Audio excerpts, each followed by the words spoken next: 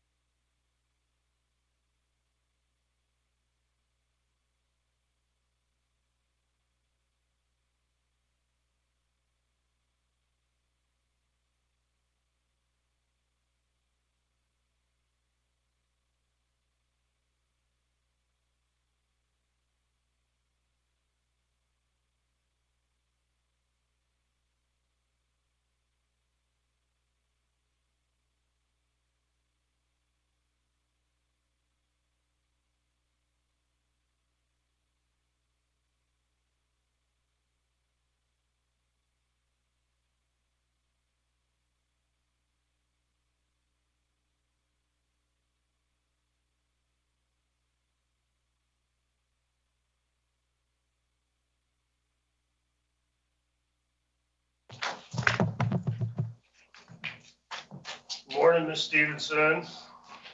Good morning, sir. Are we ready to proceed? Yes, sir, if you are. Bear with me 1 second. Cisco, you ready? Yes, sir. All right. We call to order the State of Nevada Board of Examiners dated September 12th of 23 at 10 a.m. Can I have Ms. Stevenson, can I have you call the roll? Governor Lombardo, Present.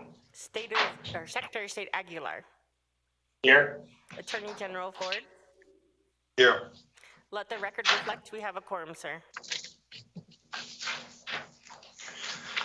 All right, we will close agenda item number 1, move to agenda item number 2, public comment. The first public comment period is limited to comments on items on the agenda. No action may be taken upon the matter raised under the public comment period unless the matter itself has been specifically included on the agenda as an action item.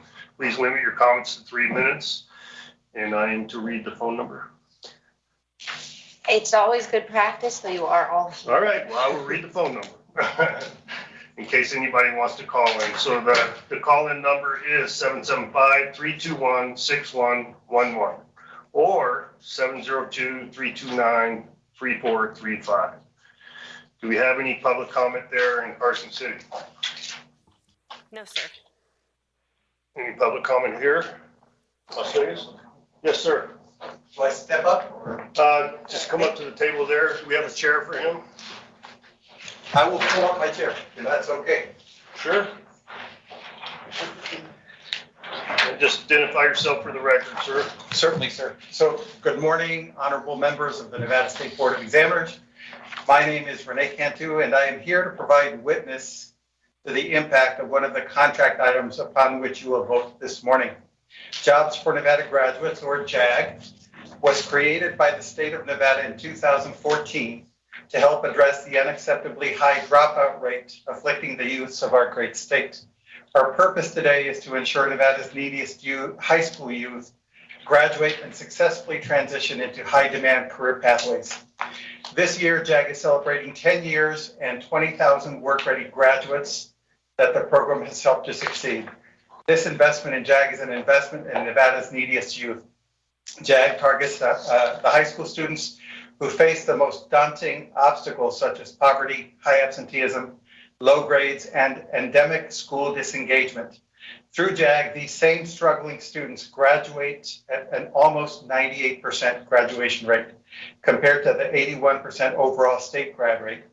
Of the 65% of our students who graduate are employed, 85% of those working are working full-time.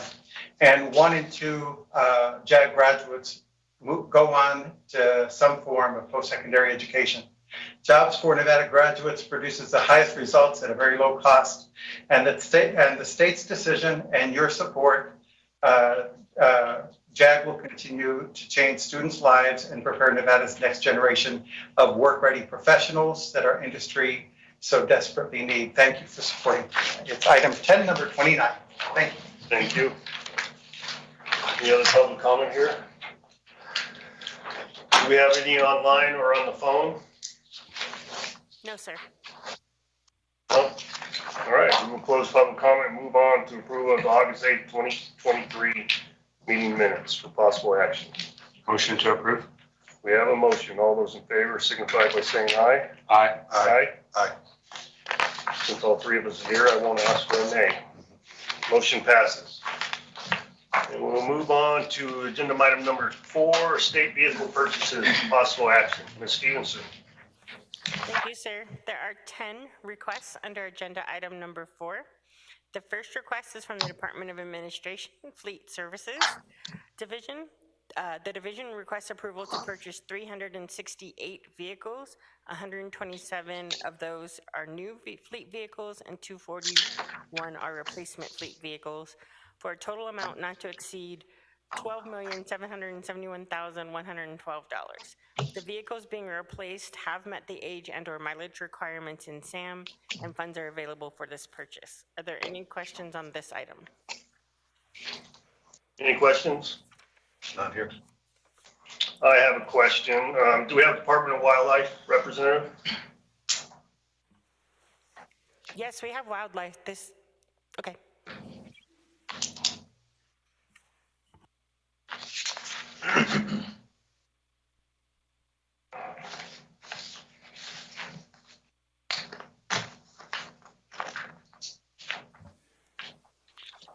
Good morning. Mike Scott, Deputy Director of Nevada Department of Wildlife, for the record. Good morning, Mike. Just a quick question. I noticed the vehicles that you have identified are outside the allocated money provided by the finance office. And how do we intend to fund the differences associated with them? Thank you for the question, sir. Every one of the divisions that has will have savings in their Cat 5 accounts to cover the differences, with the exception of the Conservation Education Division, and they have submitted a work program for the overage on their vehicle. Work program C64663. Does that work program go to before IFC? Yes. Okay. And then, Ms. Stevenson, is that an allowable use of the excess funds towards vehicle purchases? Yes, sir. Okay. All right. Thank you. Follow-up question. Sure. We have a follow-up question. Mike, so if IFC does not approve it, then I just suspect then, they're disallowed at that point, or will you be coming back asking for additional monies somehow or another to get those vehicles? Yes, we would either have to find a savings somewhere else in Cat 5, or we could we'll come back with a lower priced vehicle. Very well, thank you. Cisco, you good? Yeah, I just had a general question. This is one just of curiosity. With all the purchases of these vehicles, is it done through an RFP process? So every vehicle dealer in the state has an opportunity to bid? Thank you. Ms. Stevenson, Sorry, sir. There's a representative of Fleet Services that can answer that question for us. He's coming up.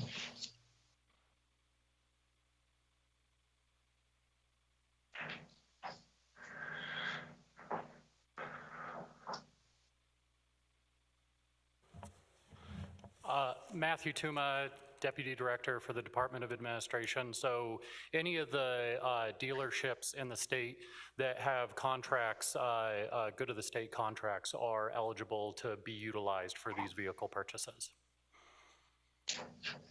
So they have to have a contract with the state? Correct. Okay. And that's open for any dealership that wants to be part of that process.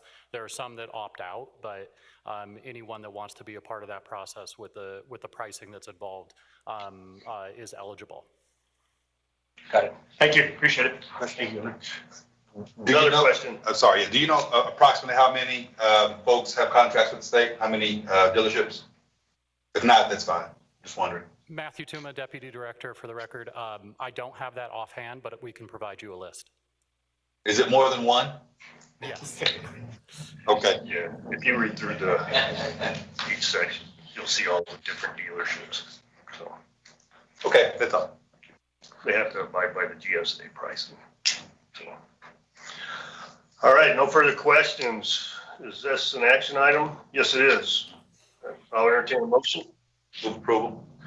We have a motion. All those in favor of the motion for approval signify by saying aye. Aye. Aye. Motion carries. We will move on to agenda item number 5, authorization to contract with a current and/or former state employee for possible action. Thank you, sir. If I could go back just really quick so that we have clarification on the state vehicle purchases, item number 4. Was your request to approve all 10 of them? I only read the first one because I didn't know if you wanted to take them individually, but if the approval's for all 10, I'm good, but I just think we need to clarify for the record. Yeah. My motion was for the first that we had heard. So, I mean, we can take them all together. The rest all together if you like. That's fine by me. We'll take it as one agenda item. You want us to repeat the motion? Well, she'll have to finish the rest If of you the could, report though. thank you, sir. She didn't have to. She didn't have to. Okay, then I move approval for the entirety of agenda item number 4. All right, we have a motion. All those in favor signify by saying aye. Aye. Aye. Aye. Motion carries. Is that sufficient, Amy? Thank you, sir, I appreciate it. Thanks for the clarification. All right, we'll again move to agenda item number 5, authorization to contract with a current and/or former state employee for possible action. Ms. Stevenson. Thank you, sir. There are 4 requests under agenda item number 5. Request A is from the Department of Business and Industry, Division of Nevada Attorney for Injured Workers through the Department of Administration Purchasing Division. The division requests authority to contract with a former employee to assist with updating the Internet Library database. This division intends to contract with the employee from the date of approval through December 29th, 2023 on a part-time basis through Manpower. Request B is from the Department of Taxation through the Department of Administration Purchasing Division. The department requests authority to contract with a former employee to assist with finalizing the documentation on programming databases to encompass duties and accounting rules for the transition to the new modernized Your Nevada Tax or Mint database system.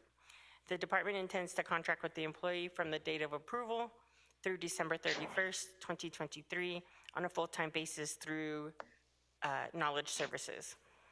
Request C is from the Department of Employment, Training, and Rehabilitation through the Department of Administration Purchasing Division. The department requests authority to contract with a former employee to assist with multiple internal human resources investigations required by law. The department intends to contract with the employee from the date of approval through March 13th, 2024 on a part-time basis through Manpower.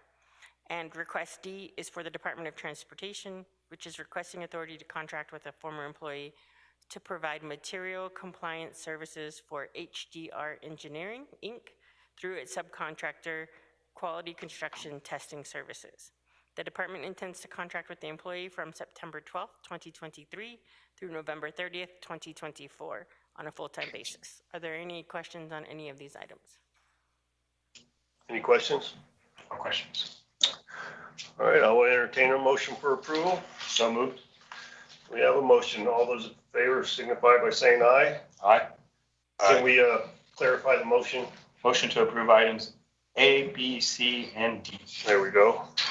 Again, signify by saying aye. Aye. Aye. Aye. Motion passes or carries.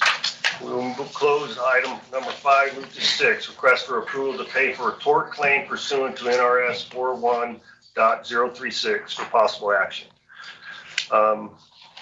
Who is going to present on this item? I will, sir. Okay. Thank you. Pursuant to NRS 41.036, the Office of the Attorney General submits the following tort claim request for approval. Claimant is Stacy Richardson for $2,250,000. Oh, sorry, Richards. Stacy Richards, not Richardson's. I apologize. Data loss was April 21st, 2015. Are there any questions on this item? Can you just state the claim number, Ms. Stevenson? Oh, sure. Thank you. Claim number is T as in Tom, C as in Charlie, 20689. All right. I'll entertain a motion. Motion to approve. We have a motion. All those in favor signify by saying aye. Aye. Aye. Aye. Motion carries. And we will close 6 and move to 7, request for designation of bad debt. For possible action. Ms. Stevenson. Thank you, sir. Pursuant to NRS 353C.220, the state controller requests on behalf of state agencies, the Board of Examiners to designate a total of $85,254,593.35 for 50,624 accounts receivables debt as bad debt, deemed uncollectible, and to write off as they have been determined to be impossible or impractical to collect. There is a representative from the controller's office at the table if you have any questions. Any questions, any board members? What is the time frame of this bad debt? Is it the last year, 2 years, or 10 years? Because I know this has been an issue for a bit. morning, Governor, Secretary Aguilar, James Smack for the record, Chief Deputy Controller, State Controller's Office. Most of these receivables are 10 years old or older. That would represent about approximately 70 million of the $85 million total. The balance of that total would be things that we have completely exhausted collection efforts on some larger debts, or something where a statute of limitations is expired. Got it, thank you. Does this improve our credit rating as a state, like clean up the balance sheet?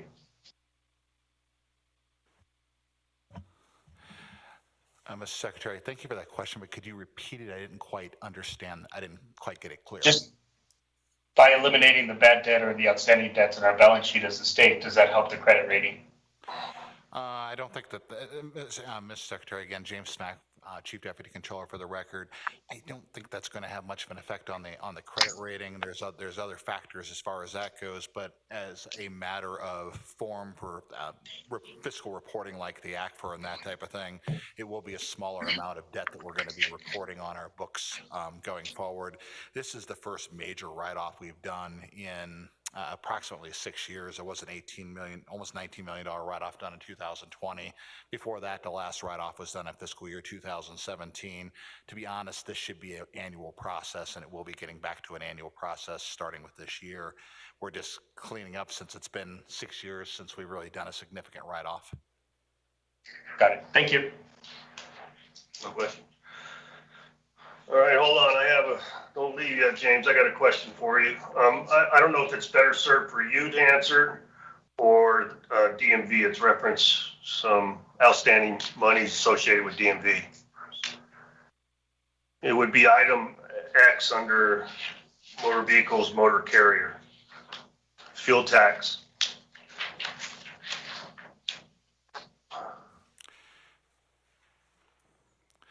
Okay, Governor. I see under motor carrier a write-off of 1,730 accounts for a little over $4 million. What's the specific? Yeah, specifically. I'll try to answer for you. Yep. Specifically, line X as an X-ray. It's $1,031,000. It's on page 157 of the entire book. I don't have any page pagination here. And I only printed out the totals. I didn't print out the individual debts. Okay, well, I can describe it. There's an outstanding debt associated with fuel taxes to the amount of $1,031,000 over 16 accounts. How is it that we don't receive fuel tax? Isn't that already designated by the carrier?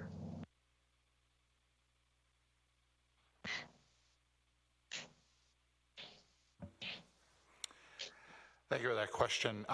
Yes, it should be designated by carrier. Again, we're going back into debts that are over 10 years old. I can do a little bit more research on those specifically, but my educated guess on that would be that these are companies that likely went out of business during the Great Recession, and we've deemed these to be uncollectible at this point. Okay. Can you do me a favor and research that? I would be happy to. Thank you. I'll get an answer back to you in the next couple days. All right. Thank you. I don't think I wasn't unaware of any gas stations that went out of business during that process, but I'd like to get that defined because it seemed like it would be an easy solution. So. All right. We have. Let me get back to my. Are we looking for an action? Number 7, yeah. Or is it informational? Are you looking for action? Yeah, it's an action. Do you want it approved, or you want to wait? You want to segregate that particular issue out? Nah, we can approve it as presented. I move approval for agenda item number 7 as presented. All right, we have a motion. All those in favor signify by saying aye. Aye. Aye. Aye. Motion carries. All right, thank you, James. Thank you, Governor. All right, that's where I'm supposed to be. All right, travel policy, agenda item number 8, travel policy change request for possible action from the Office of the Chief Information Officer. Pursuant to NRS 281.160, the Office of the Chief Information Officer requests approval of an agency-specific travel policy, which includes an employee reimbursement rate for camping. If there are any questions, we do have a representative from the office at the table. Is this a Board of an Examiner's item? I assume it is because it's here, but wouldn't that be covered in the SAM? The specifics are covered in SAM, sir, but NRS 281.160 says if we go out, if an agency wants an agency-specific travel policy, it has to come before BOE. So that's why it's in front of BOE. But the actual assume it's specific regulations over SAM is, Broadband over the implementation. policy is SAM. It's crazy. All right, so outside, so would that require us to change the entire camping policy outside of just one particular unit? There is, I think 3 or 4, but we're still looking, agencies that have camping policies that we would like to standardize in SAM. We could approve this agency-specific policy. Okay. And then go back and redo the SAM changes at the next BOE meeting. All right. Any other questions? Mr. Aguilar, Motion to approve. you like this item, huh? All right, we have a motion. All those in favor signify by saying aye. Aye. Aye. Aye. It should be noted, and I think Mr. Rob would recognize, I don't camp, so I don't really care. Sorry. Aye.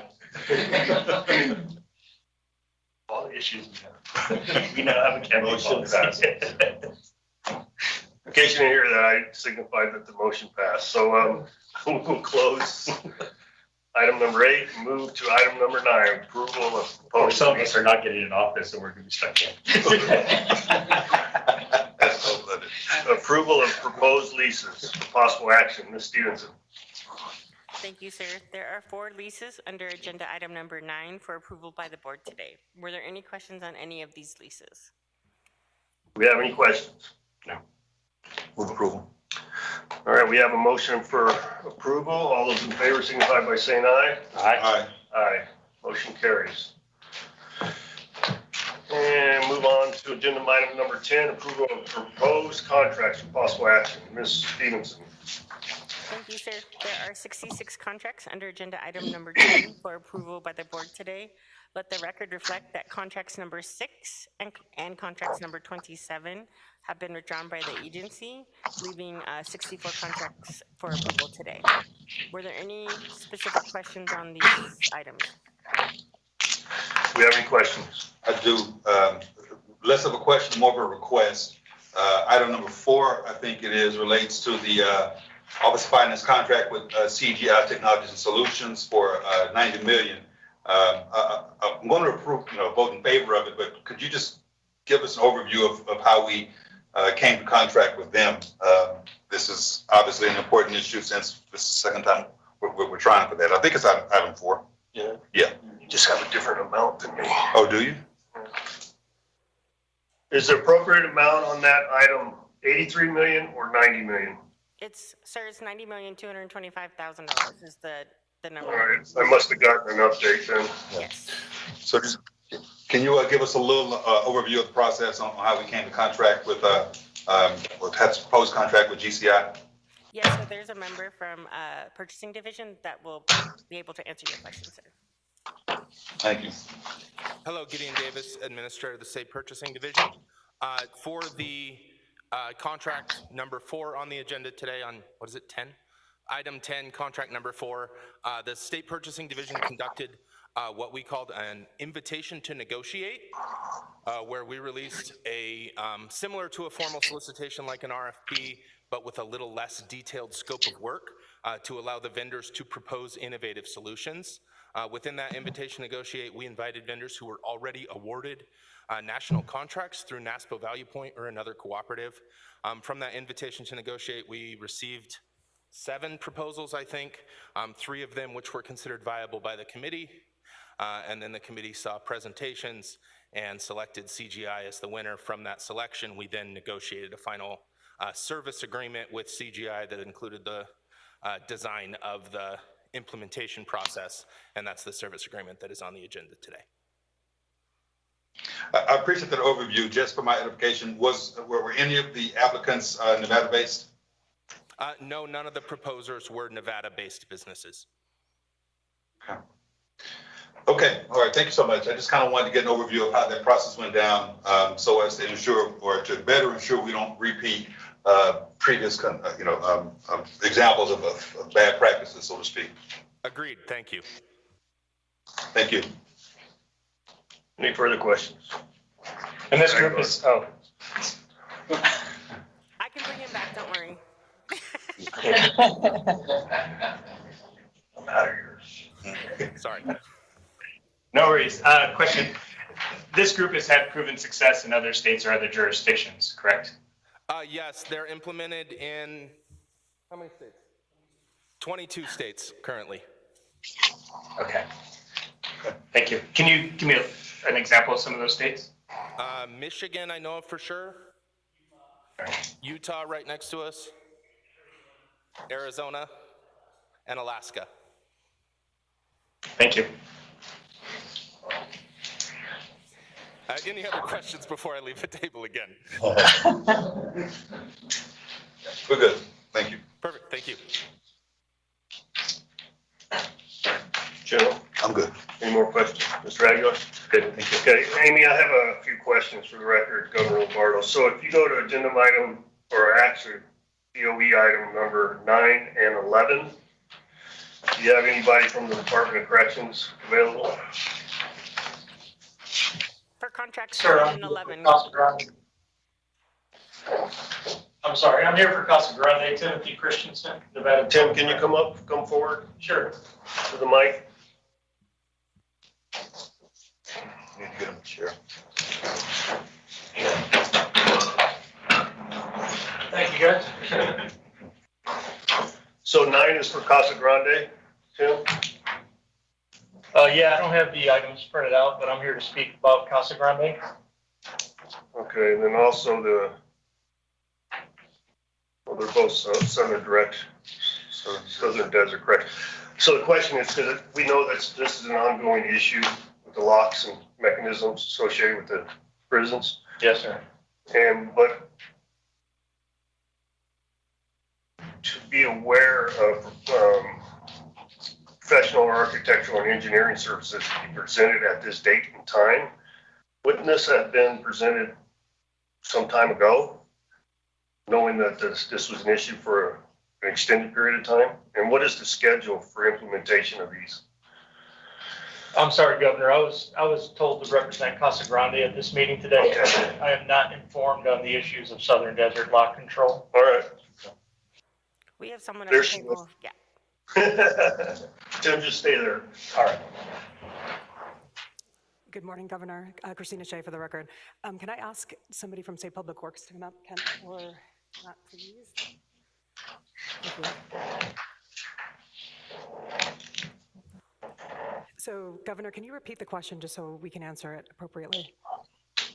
Well, Jenna, I'm concerned that this is now coming to the Board of Examiners when this has been an ongoing issue for several years. And this is just in the architectural and engineering service part of it. It's not the actual implementation and equipment. So what is you have a schedule or a Gantt chart associated when this will get completed? Mr. Ross? Matthew Tuma, Deputy Director for the Department of Administration. So the reason this project and this contract is here before BOE today is because this is funding associated with a project that was approved in the 2023 legislature. And so This is a project that was just recently approved in the CIP. We're moving forward with the design aspects and then the construction aspects after that. So design will commence immediately after the approval of this design contract, and then construction is expected to be completed 90 days from the November 2024 construction start date. So it'll be a little bit more than a year before this project is fully complete. That's moving off of the timeline of the budget that was approved in the 2023 legislature. So clarification, you said it'll be a little more than a year to complete or to start? To complete. Okay. All right. Any other thing? Jack? Jack Rowe for the record. I've been working with Kent with Public Works, and we're trying to identify the doors. I think it's the doors that are compromised now that you have in question. And we're identifying those doors, we're getting a count, and we're going to get those doors replaced before this construction starts. So we will have a stopgap to make sure that it is a secure facility. All right. I mean, just by management, by wandering around recently through one of the facilities in Lovelock, I could pull the doors open. So I became aware of that, and we're working to diligently get those identified and fixed, and have extras on hand so when another one becomes compromised, we can get it switched out expedited manner. thank you, Jack. Okay. Thank you, Jenna. Can you guys hear us? Thank you for your information. They just were making sure so they didn't get called back. Hold on, I have a couple more. For them or different contracts, sir? No, for a different, this would be Public Works again. So Jack, I don't know if you're best served for that. This is item number 23.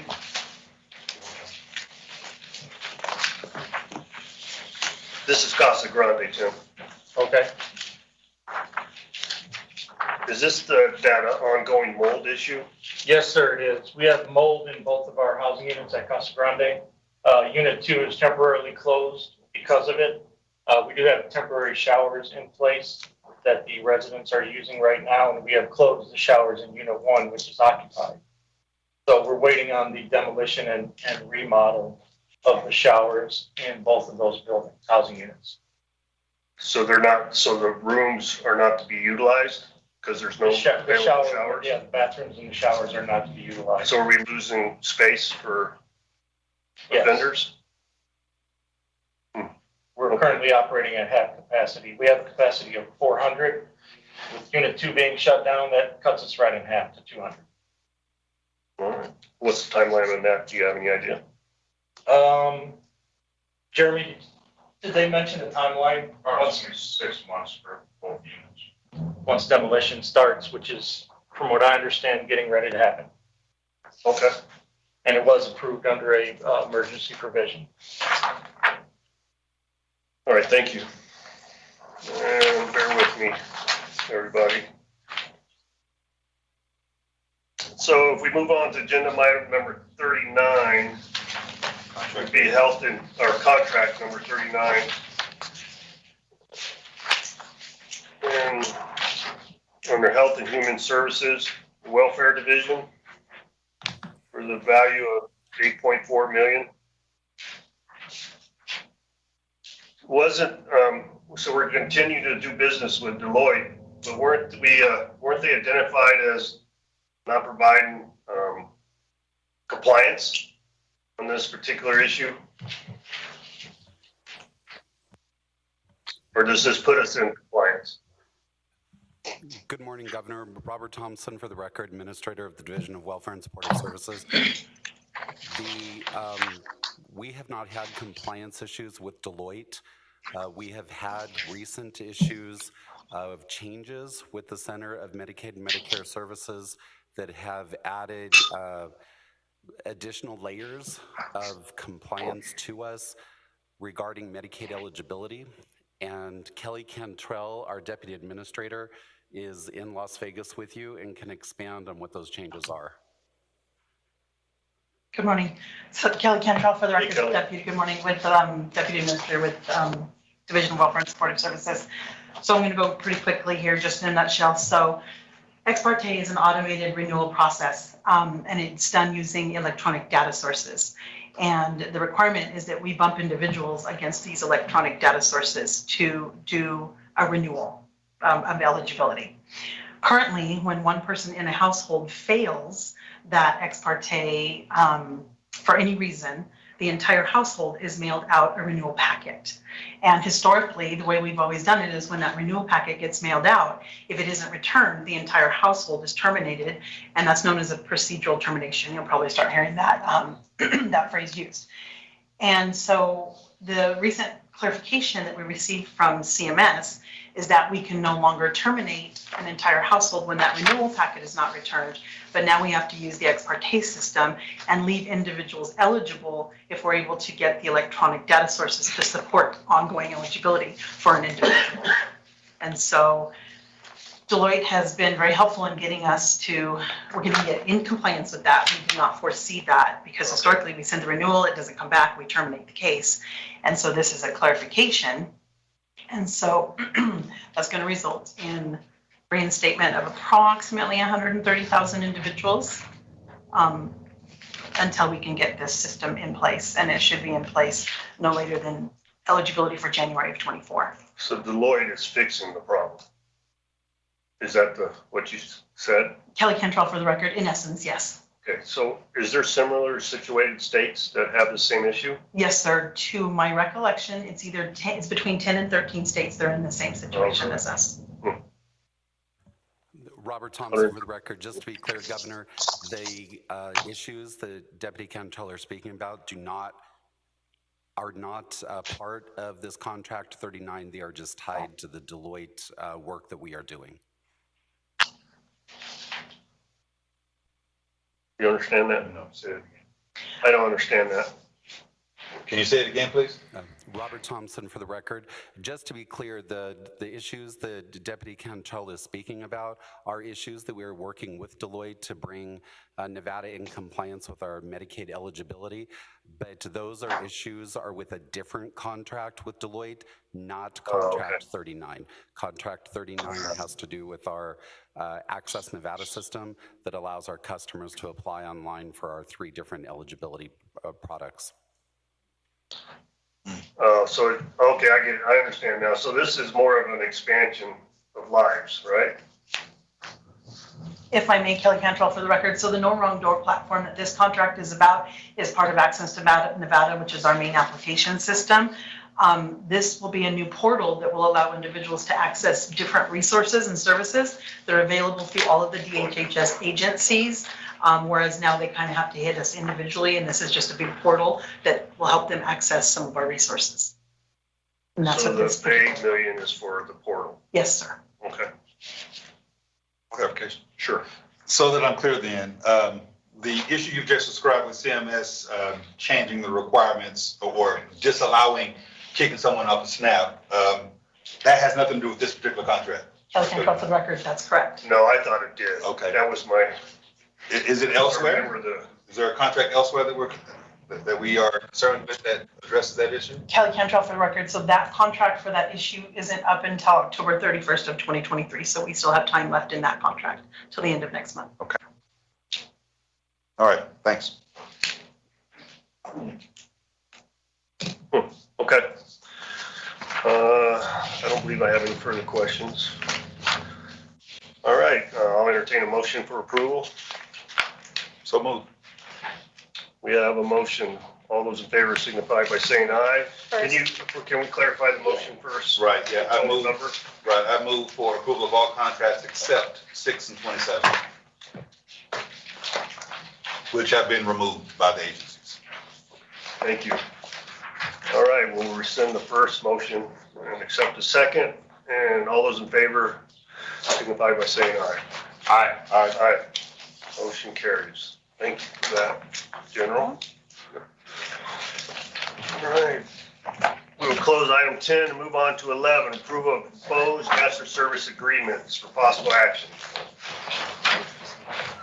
That's where everybody leaves. Their contracts got approved. Hey, this was the campus so we can get the broadband in? Sorry. Was the camping so we can get the broadband in? I'm in favor of all kinds of camping.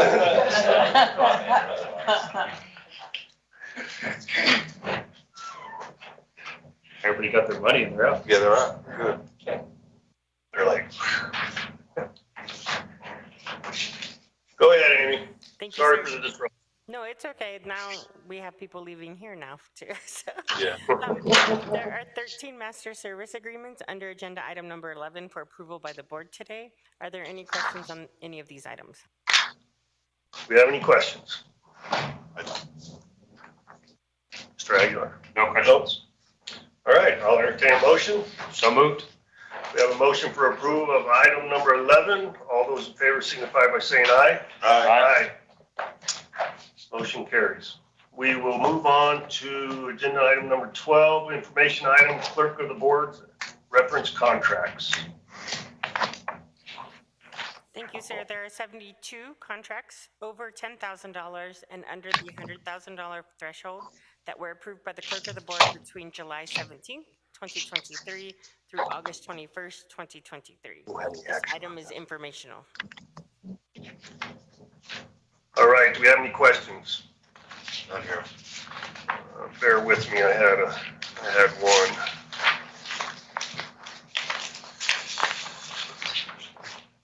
So, under contracts 54, 55, and 56, Department of Conservation and Natural Resources, knowing the $100,000 threshold, I noticed these sound similar. Are they actually three distinct separate contracts that doesn't, that should be combined versus separated? Director Settlemeyer is coming for DCNR. Okay.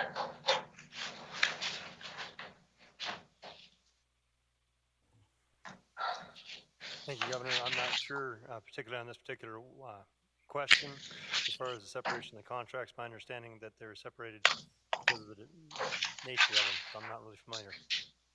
I apologize about not having that information, but I can look it up and get back to you as soon as possible.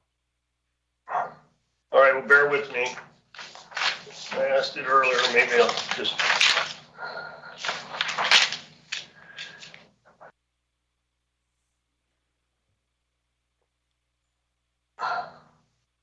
All right, DCNR, Mr. Settlemeyer, they provided a explanation previously. I just hadn't had time to get to it. This looks like the geography is distinct enough to where it would require three separate contracts. If you don't have any concern with it, I don't. Are you good with it, Mr. Settlemeyer? Yes, sir. Again, went through our fiscal people, GFO, or our accounting people, and they said it was okay. Sir, I actually do have an issue with it, but we put it on here. So I know you said GFO, but I still believe that these should be one contract.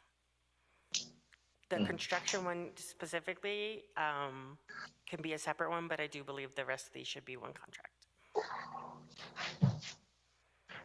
Okay, so since it's I'm in agreement with you, Ms. Stevenson. So since it's informational only. It's my understanding that this is have these already been approved? They have.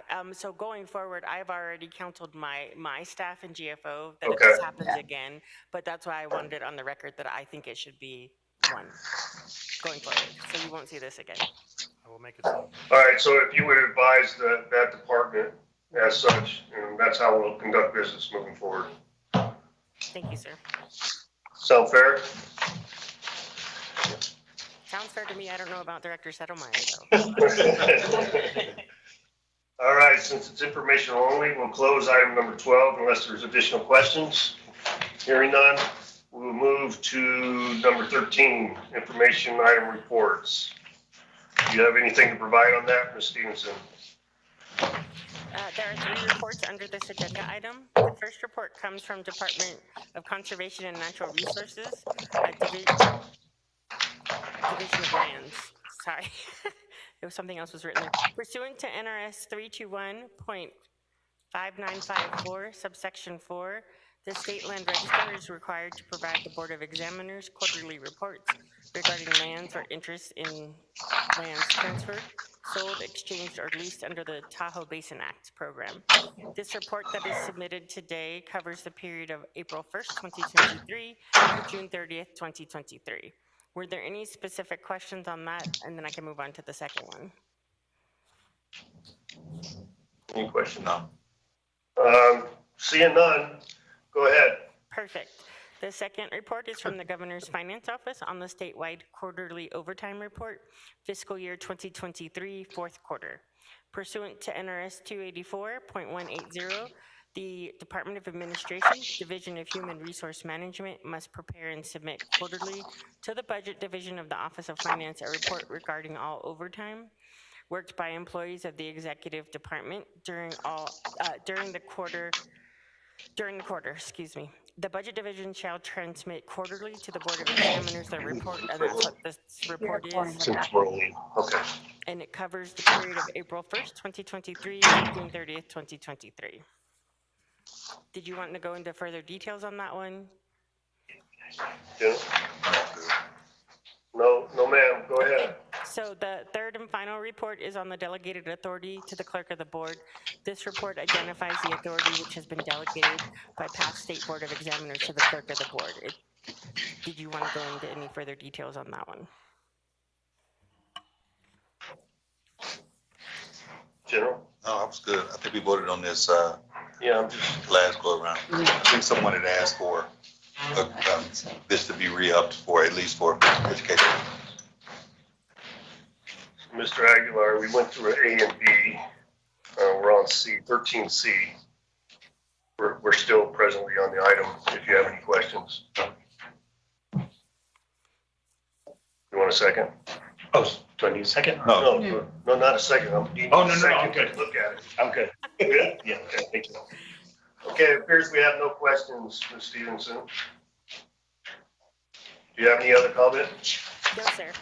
And that's the final of those reports, informational reports for agenda item number 13. All right, we will close item 13 and move to 14, the second opportunity for public comment. Do we have any comment here in Carson City? No, sir. Anybody here in Las Vegas? Come on, somebody say something. Where's Renee? We don't get a thank you? I know, right? We want to bounce. Anybody on the phone? Nobody on the phone? All right, we will close public comment and we will move to adjournment for possible action. Motion to adjourn.